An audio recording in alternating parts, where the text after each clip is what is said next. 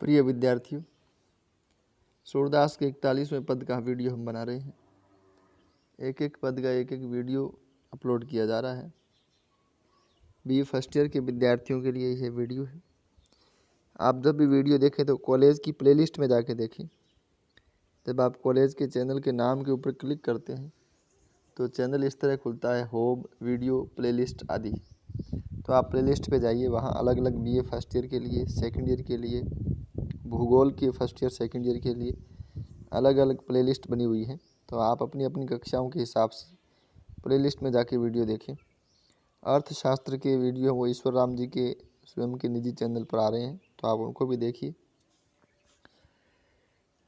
41वां पद है, हम तो कान्ह केल की भूखी, कैसे निर्गुण सुनहि तिहारो, बिरहिन बिरह बिदुखी, कहिए कहाँ यहो नहीं जानत, काहि जोग है जोग, पा लागो तुम ही सो वापुर, बसत बावरे लोग, अंजन आभरण चीर चारु बरु नेकु, आप तन कीजे, दंड कमंडल भस्म अघारी, जो जुवतिन को दीचे, सूर देखी दृढ़ता गोपिन को, उधो यह व्रत पायो, कहे कृपा नदी हो कृपाल हो प्रेम पठन पढ़ायो। तो हम तो कान्ह केल की भूखी, गोपियाँ कहती है कि हम तो श्री कृष्ण की क्रीड़ाओं की भूखी है। बचपन से हम उनके साथ खेलती रही हैं, रास लीला करती रही हैं, नृत्य करती रही हैं, प्रेम करती रही हैं। वो जो क्रीड़ाएं हैं, केली का मतलब है क्रीड़ा, तो क्रीड़ा असल में प्रेम की होती है, बालकों की होती है। तो वो कहती है हम तो कान्ह केल की भूखी, हम भगवान श्री कृष्ण की जो साथ जो क्रीड़ाएं की, हम उसी की भूखी। तो हमारे लिए परमात्मा, मोक्ष और ये आवागमन, मिटना, ये सब हमारे लिए कोई महत्व नहीं है। इसलिए तुम्हारे उद्देश्य अलग है, हमारा उद्देश्य अलग है। कैसे निर्गुण सुने ही तिहारो, बताओ हम तुम्हारा निर्गुण कैसे सुने, क्योंकि हमें उससे कोई लेना देना नहीं है। विरहिनी विरह विदुखी, जो विरहिनी नारी हैं वो विरह से सभी दुखी हैं, बहुत प्रताड़ित हैं, और ऐसे में तुम अपना ज्ञान बांट रहे हो, तो तुम बताओ हम इसको कैसे सुने। और पहली बात तो ये है कि असल में कोई भी बात हमें उस व्यक्ति को जाके कहनी चाहिए जो उसका पात्र हो, या जिसको उस बात की ज़रूरत हो। और ऐसा कोई सामान भी कहीं बेचा नहीं जा सकता जहाँ कोई उसकी ज़रूरत नहीं हो। तो तुम्हें निर्गुण का योग का संदेश देना था तो कहीं ऋषि मुनियों में, कहीं ऐसी जगह जाकर देते जहाँ उसका औचित्य होता। यहाँ तो उसका कोई औचित्य भी नहीं है।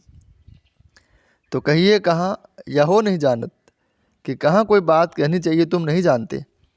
काहीं जोग है जोग, कौन है वो जोग के योग्य है, यानी योग और निर्गुण ब्रह्म के योग्य कौन है और कौन नहीं है, इस बात का तुम्हें ज्ञान नहीं है। तुम्हें निर्गुण का और योग का ज्ञान तो है, लेकिन तुम्हें इस बात का ज्ञान नहीं है कि यह बात किसे बतानी चाहिए और किसे नहीं, क्योंकि तुम यह गलत पार्टी को बता रहे हो असल में। और मतलब हमें इसकी ज़रूरत नहीं है। गोपियाँ कहती है कि पाँ लागो तुम ही सो, कि तुम्हारे हम पाँव पड़ती हैं, तुम ये बंद करो। हमें लगता है कि वाहपुर, उस नगरी में, बसत बावरे लोग, सब बावदे लोग बसते हैं, सब पागल लोग बसते हैं उस मथुरा नगरी में। इसलिए ऐसा व्यवहार कर रहे हैं। जहाँ इस प्रकार की बातों की ज़रूरत नहीं है, वहाँ इस प्रकार की बातें तुम आके कर रहे हो। तो हमें तो लगता है कि बावदे लोग यहाँ पे बसते हैं।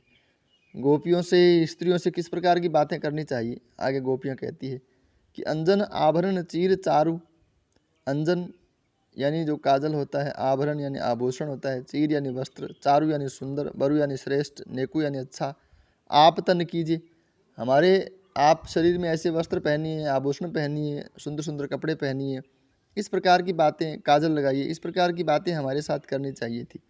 स्त्रियों के साथ, गोपियों के साथ इस तरह की बातें करनी चाहिए थी। उनके साथ तुम दंड कमंडल भस्म, दंड एक लाठी होती है जो योगी रखते हैं, कमंडल भिक्षा मांगने का जो पात्र होता है, भस्म राख को कहते हैं, भस्म राख को कहते हैं। तो ये जो इनकी बातें तुम कर रहे हो, दंड कमंडल भस्म अघारी, जो युवतिन को दीजिए, ये युवतियों को तुम देने की कोशिश कर रहे हो जो जिसके योग्य नहीं है।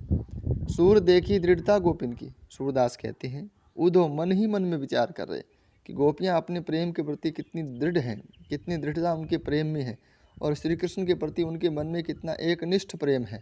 तो इसलिए गोपियों ने जब ये उद्धव ने जब गोपियों के मन में ये भाव देखे, तब वो विचार कर रहे हैं। सूर देखी दृढ़ता गोपिन को, उधो यह व्रत पायो, उद्धव ने भी यह व्रत लिया, और उद्धव ने भी प्रेम का व्रत लिया। उद्धव आए थे निर्गुण योग सिखाने के लिए, ज्ञान का उपदेश देने के लिए, लेकिन गोपियों से प्रेम का संदेश लेकर लौटते हैं। यही बात यहाँ इस पद में कही गई है।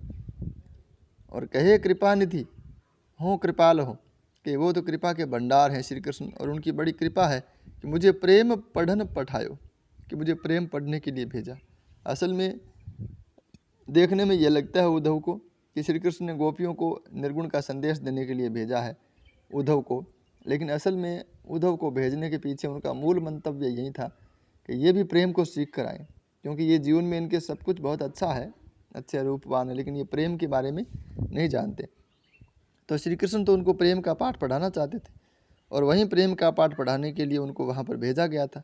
तो यह बात इनको अब समझ में आती है।